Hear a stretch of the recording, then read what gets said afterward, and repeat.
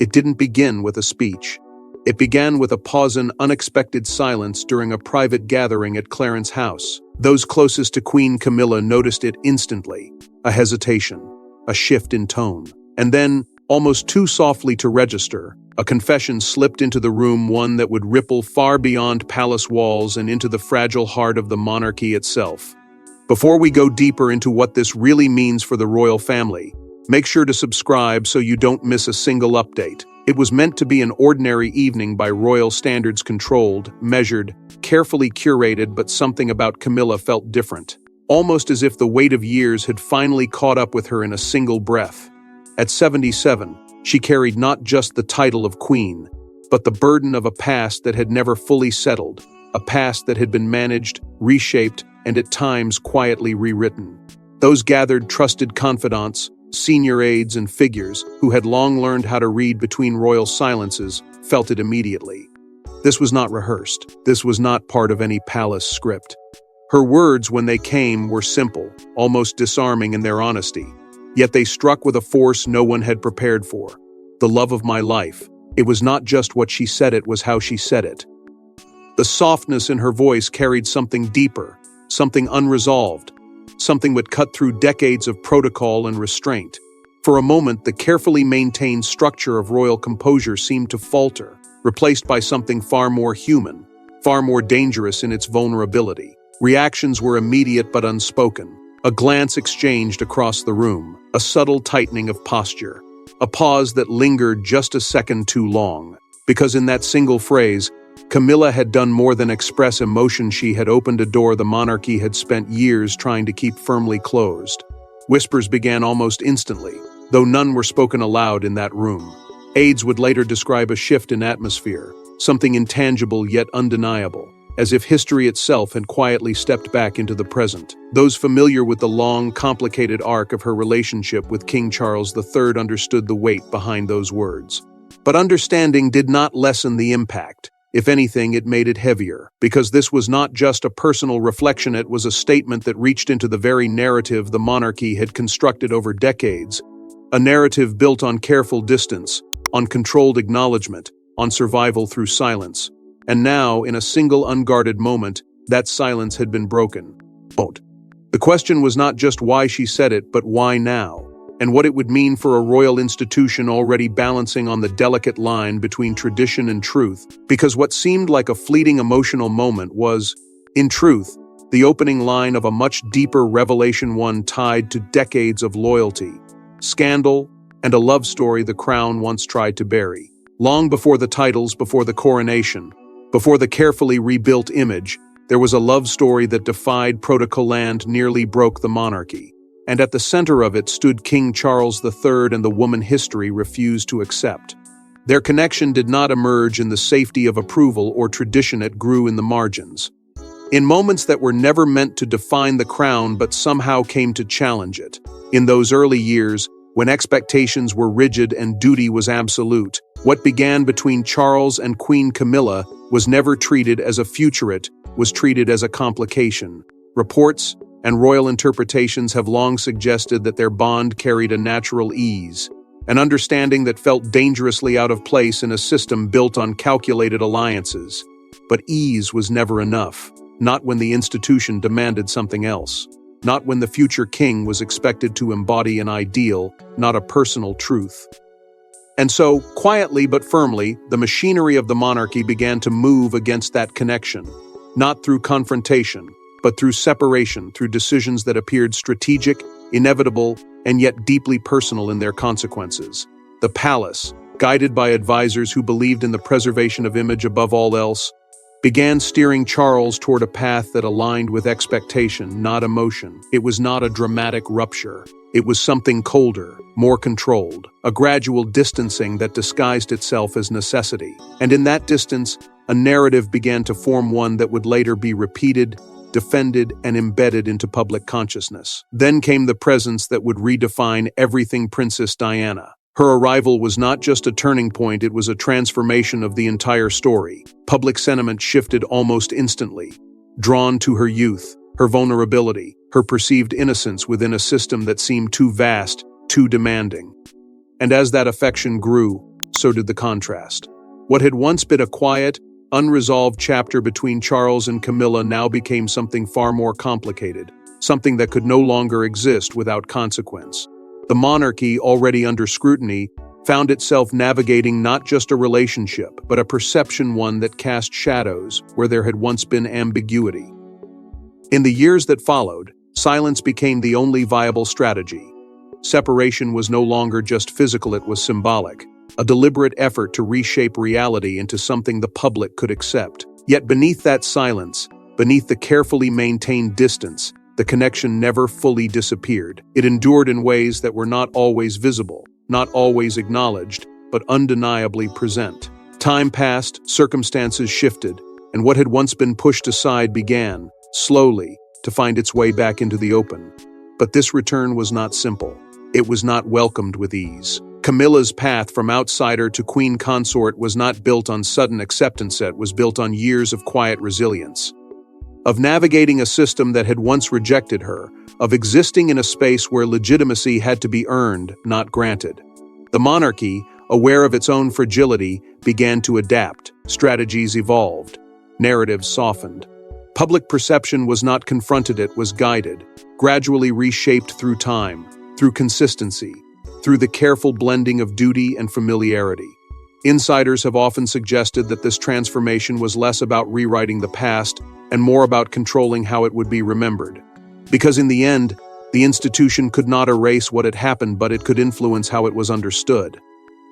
And so, what once stood as a point of tension slowly became part of a broader story of endurance, of inevitability, of a love that had outlasted opposition. Yet even as that story settled into place, even as titles were formalized and roles defined, something unresolved remained beneath the surface. Because acceptance within the monarchy is rarely absolute, it is often conditional, shaped by necessity rather than sentiment. And for those who had witnessed the journey from the beginning, who had seen the resistance, the separation, the slow and deliberate return, the question never truly disappeared. It lingered quietly, beneath the ceremonies, beneath the carefully managed appearances, beneath the language of unity and continuity. And now, in light of that single, unguarded confession, that question has resurfaced with renewed urgency, pressing against the boundaries of what the monarchy has tried to present as settled truth, raising a possibility that is as unsettling as it is unavoidable. Had that love ever truly been embraced, or had it simply been allowed to exist because the alternative was no longer sustainable, leaving behind a tension that still refuses to fully resolve, even after decades of quiet endurance? As the question lingers beneath the surface, had that love truly been accepted, or merely tolerated for the sake of stability? Those present would later struggle to describe the exact moment it happened. Some say it was spontaneous. Others insist it had been building for years. But when Queen Camilla finally spoke the words aloud, the room reportedly froze and the weight of history came crashing in. It was not the kind of statement the monarchy is designed to absorb easily. It was too raw, too unfiltered, too dangerously honest. "He is the love of my life." The words themselves were simple, almost disarmingly so, but the force behind them was anything but. Those who heard it would later recall the tone more than the phrase, a quiet tremor, a softness that carried something deeper than rehearsed sentiment. It was not delivered as a declaration of status or position, but as something far more personal, something that seemed to momentarily strip away the carefully constructed layers of royal identity. And in that brief moment, the distance between the crown and the individual appeared to collapse, leaving behind something far more complicated than anyone in that room had anticipated. Reactions were immediate, though rarely spoken aloud. Aides, trained to maintain composure under any circumstance, reportedly found themselves caught in a rare pause, unsure whether they had just witnessed a private reflection or a public turning point. Members of the family, each carrying their own understanding of the past, were said to have responded in different ways, some with quiet recognition, others with visible discomfort. Because this was not just about emotion, it was about timing. Why now, at 77, after decades of carefully managed silence, would such a statement be allowed to surface so openly? Insiders have offered varying interpretations. Some suggest it was the natural result of reflection, a moment shaped by age and perspective, where the weight of lived experience becomes too heavy to keep contained. Others, however, whisper of something more deliberate, a calculated shift, an attempt to reclaim a narrative that had long been controlled by others, reshaped through years of public scrutiny and institutional pressure. Royal commentators, drawing on years of observing the subtle rhythms of the monarchy, were quick to recognize the significance, because within the structure of royal communication, nothing is ever truly accidental. Even moments that appear spontaneous often carry layers of meaning, shaped by context, by timing, by the unspoken rules that govern what can and cannot be said. And this, above all, felt like a breach of those rules, not in defiance, but in quiet redefinition. For decades, the story of King Charles III and Camilla had been told in fragments, carefully balanced between acknowledgement and restraint. It had been shaped by necessity, influenced by public sentiment, and overshadowed by the enduring legacy of Princess Diana. The narrative had never been entirely erased, but it had been controlled, guided into a form that allowed the institution to move forward without reopening old wounds. And now, with a single sentence, control appeared to slip. Because what Camilla offered in that moment was not just a reflection of personal truth, it was a challenge to the version of history that had been allowed to stand. It reframed the past not as a series of compromises or unavoidable decisions, but as something driven by enduring connection, something that had survived despite opposition, despite separation, despite years of silence. And in doing so, it raised questions that had long been left unspoken. Questions about what had been sacrificed, about what had been endured, about the cost of aligning personal lives with institutional expectations. The monarchy, built on continuity and carefully preserved image, does not easily accommodate such questions. Yet they linger now, sharper than before, carried forward by the quiet power of that single statement. Because this wasn't just a declaration of love, it was a quiet rewriting of history, one that threatened to reopen wounds the monarchy had spent years trying to seal. For some, the confession wasn't touching, it was unsettling. Because behind those words lay a past that had never truly been resolved, only managed. And now, with a single sentence, that past was being pulled back into the light. Almost immediately, the comparison that had long lingered beneath the surface returned with force: the enduring legacy of Princess Diana. For decades, her presence has existed not just as memory, but as a defining emotional reference point for the monarchy itself, shaping how every chapter that followed would be interpreted. And so, when Queen Camilla spoke so openly, it did not exist in isolation. It collided with that legacy, with a narrative that had never fully settled in the public consciousness. Because for many, the story had never been rewritten, it had only been paused. The palace had spent years carefully guiding perception, softening edges, encouraging a gradual shift in how Camilla was seen, not by denying the past, but by reframing it through time, duty, and consistency. Yet public memory does not move at the same pace as institutional strategy. It holds on. It revisits. And when triggered, it resurfaces with a clarity that can disrupt even the most carefully constructed narrative. In the hours and days that followed, media conversations began to echo with familiar questions, ones that had once dominated headlines and divided opinion. Commentators revisited old timelines, past interviews, long-analyzed moments that had been dissected repeatedly over the years. It was not simply a return to controversy, it was a reawakening of unresolved tension. Some observers viewed the confession as a deeply human moment, a reflection shaped by age, perspective, and a lifetime of navigating complexity. Others, however, saw it differently. They interpreted it as a reopening of wounds that had never truly healed, as a statement that risked unsettling a fragile balance the monarchy had worked tirelessly to maintain. Insiders, too, appeared divided. While some suggested that such honesty might resonate with a modern audience seeking authenticity, others quietly questioned the timing, especially during a period when the institution itself faces increasing scrutiny and uncertainty. Because timing within the monarchy is never neutral. It carries weight. It carries consequence.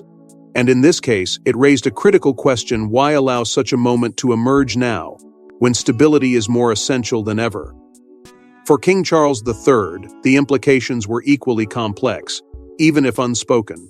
His reign, already shaped by transition and expectation, now finds itself intersecting once again with a story that has defined much of his personal narrative. The balance between private truth and public duty becomes even more delicate when those truths begin to shift the way history is remembered. Because the monarchy does not simply exist in the present, it carries its past forward, constantly negotiating how that past is understood by those who watch it, question it, and, at times, challenge it. And within that negotiation, every word matters. Every moment carries the potential to reshape perception in ways that cannot easily be undone. What makes this moment particularly powerful is not just the confession itself, but what it represents. It is a reminder that beneath the structure of titles and roles, there are human experiences that do not always align neatly with institutional expectations. But when those experiences surface, especially in such a direct and unfiltered way, they do more than reveal, they disrupt. They force a reconsideration of what has been accepted, what has been forgiven, and what has simply been set aside in the name of continuity. And as these questions begin to circulate once again, gaining strength through public discourse and media reflection, the monarchy is left facing a familiar but deeply uncomfortable reality that its past is never truly behind it, only waiting for the moment when it can no longer remain contained. And as the echoes of the past grow louder, it becomes clear this moment isn't just personal, it is political, and the consequences are only beginning to unfold. In the hours that followed, something unusual happened. The palace said nothing. No clarification, no denial, just silence. And within that silence, speculation began to take shape, sharper and more dangerous than any official statement. It was the kind of quiet that does not calm a situation, it intensifies it. Because in the monarchy, silence is rarely accidental. It is measured, calculated, chosen. And this particular silence, arriving so soon after Queen Camilla's deeply personal confession, felt almost deliberate in its restraint. Those who have long observed the inner workings of royal communication understood immediately that something was unfolding behind closed doors. When the palace speaks, it controls the narrative, but when it chooses not to, it allows the narrative to evolve on its own, and that evolution is rarely predictable. Reports began to circulate that discussions were already underway among senior aides, not in the form of public messaging, but in quiet consultations that carried far greater weight than any press release. These were not conversations about what had been said, they were about what it meant, and more importantly, how it might be interpreted. Because interpretation within the monarchy can be just as powerful as reality. Concerns were said to be mounting over how the public might receive the statement, how it could reshape long-standing perceptions, and whether it risked unsettling a fragile equilibrium the institution had spent years carefully maintaining. The monarchy, after all, is not built on spontaneous emotion, it is built on continuity, on control, on the careful management of both truth and perception. And now, that balance appeared to be under quiet review. Figures central to the future of the monarchy, including Prince William and Catherine, Princess of Wales, were reportedly drawn into these internal reflections, not as commentators, but as stakeholders in what comes next. Because any shift in narrative, no matter how subtle, carries implications beyond the present moment. It reaches forward, influencing how the institution will be understood in the years to come. For William, whose role is defined by both inheritance and expectation, the situation presented a delicate challenge: how to preserve stability while navigating a moment that had the potential to reopen old divisions. Catherine, too, represents a carefully cultivated image of composure and continuity, one that could be indirectly affected by the resurgence of past narratives. Their silence, like the palace's, was not absence, it was presence in its most controlled form. Meanwhile, outside the palace walls, the media began to move in different directions, each interpretation shaping a slightly different version of events. Some outlets framed the moment as a rare display of authenticity, a glimpse into the emotional reality behind royal formality. Others treated it as a potential misstep, questioning whether such openness risked complicating a narrative that had only recently found stability. The divergence itself became part of the story, reflecting not just differing perspectives, but the uncertainty that now surrounded the monarchy's response. Should this moment be acknowledged, clarified, guided, or allowed to fade naturally into the background of royal life? Each option carried its own risks, its own consequences, and none offered a guarantee of control, because control in this context is never absolute. It is negotiated, constantly adjusted, shaped by forces both within and beyond the institution. And as those forces began to gather, as speculation deepened and interpretations multiplied, the silence held. It stretched, becoming more noticeable with each passing hour, more significant with each unanswered question. What had started as a single, unguarded confession was now evolving into something far more complex, a moment that tested not just personal boundaries, but institutional instincts. And within that test, the monarchy faced a familiar dilemma, whether to engage with the narrative or allow it to settle on its own terms. But silence, in a monarchy built on symbolism, is never empty. It speaks volumes, and in this case, it may have revealed more than words ever could. What if this wasn't just about love? What if, beneath the emotion, there was something far more calculated, a quiet assertion of place, of legitimacy, of history itself? Because the more closely this moment is examined, the harder it becomes to view it as purely spontaneous. Within the monarchy, words are rarely just words. They carry layers, intention, and consequence. And when Queen Camilla chose to define King Charles III as the love of her life, it did. More than express feeling, it reframed a narrative that has been carefully managed for decades. For years, her place within the institution has evolved from uncertainty to acceptance, from resistance to recognition. But acceptance within the monarchy is not a fixed state. It is something that must be continuously reinforced, continuously justified, especially when it is rooted in a past that once challenged the very structure of the crown. And so, this statement begins to take on a different weight, not just emotional, but strategic, as if it were quietly redefining how her role should be remembered, not as an exception to tradition, but as its inevitable outcome. This is where the tension begins to deepen, because personal truth and institutional memory do not always align. The monarchy survives by shaping its own story, by deciding which moments are emphasized and which are softened over time. But when an individual within that system speaks in a way that alters that balance, even subtly, it introduces a new layer of complexity. Camilla's journey has never followed a simple arc.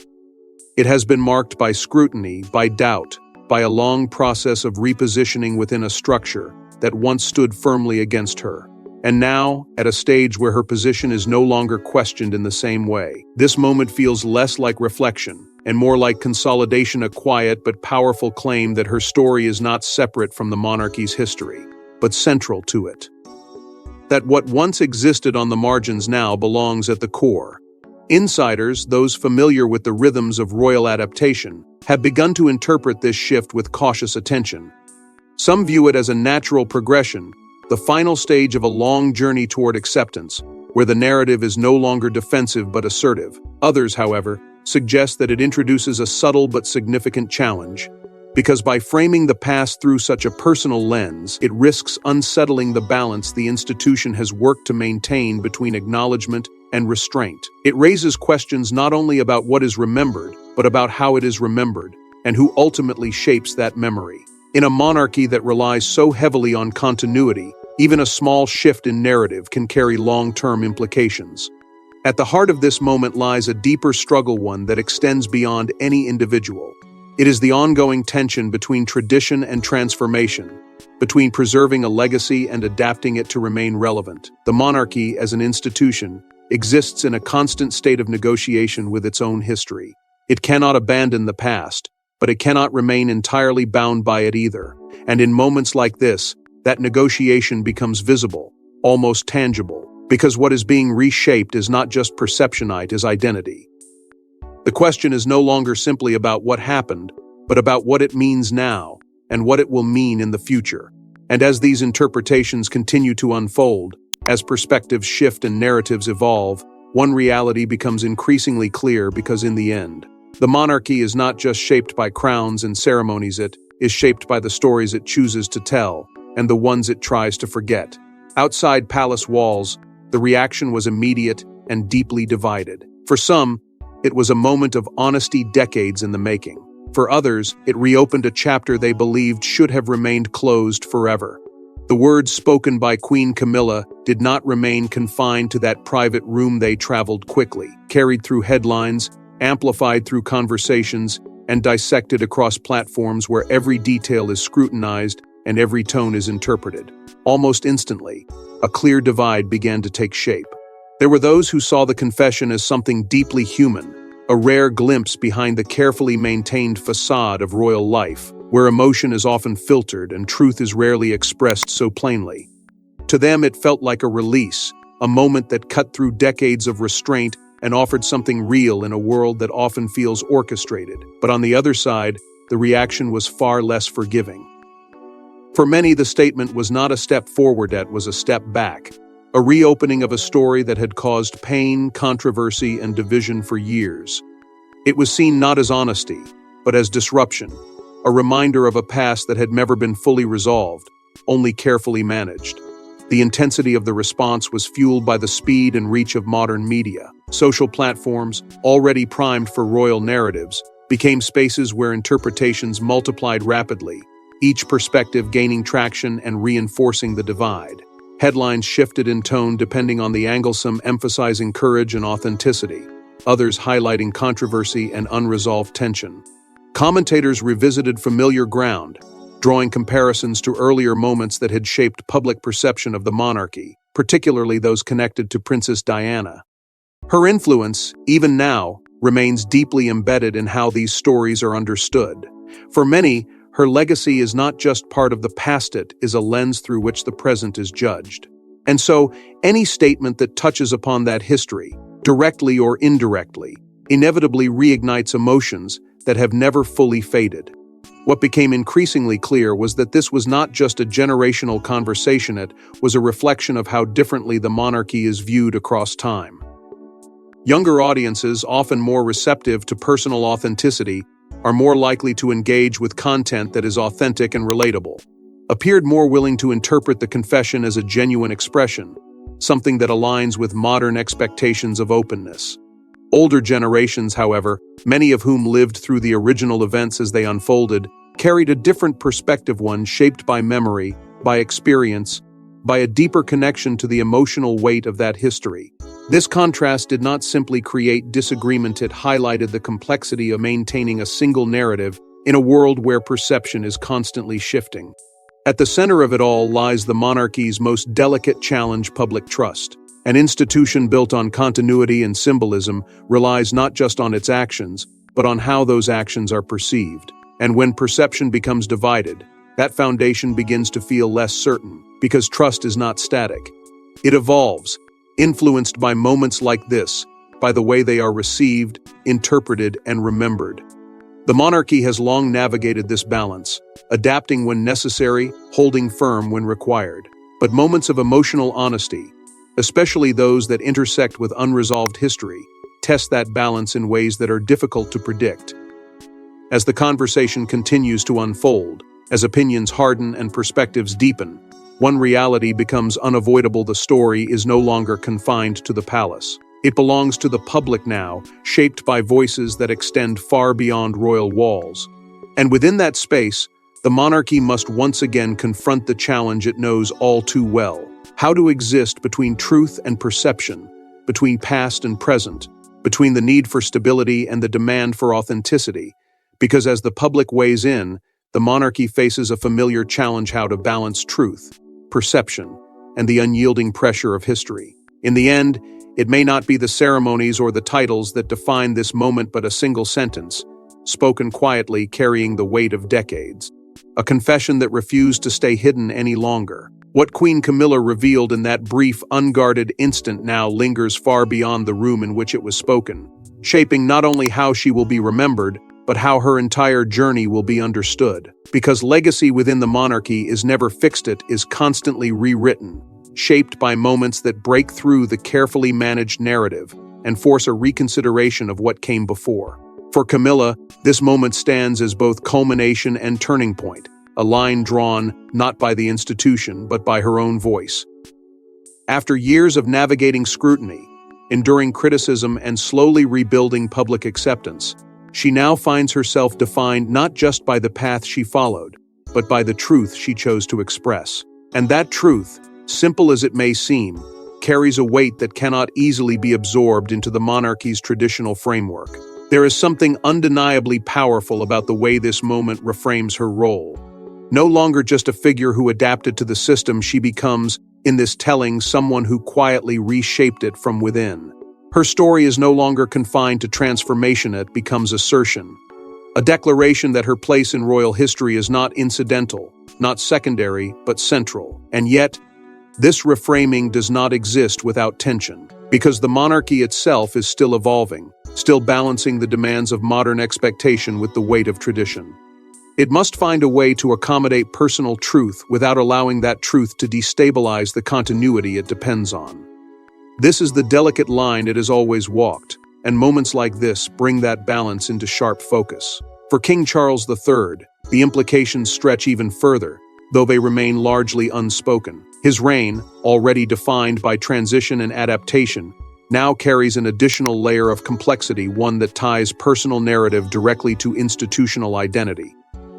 Because when personal truths begin to shape public perception, they inevitably influence how the crown itself is understood.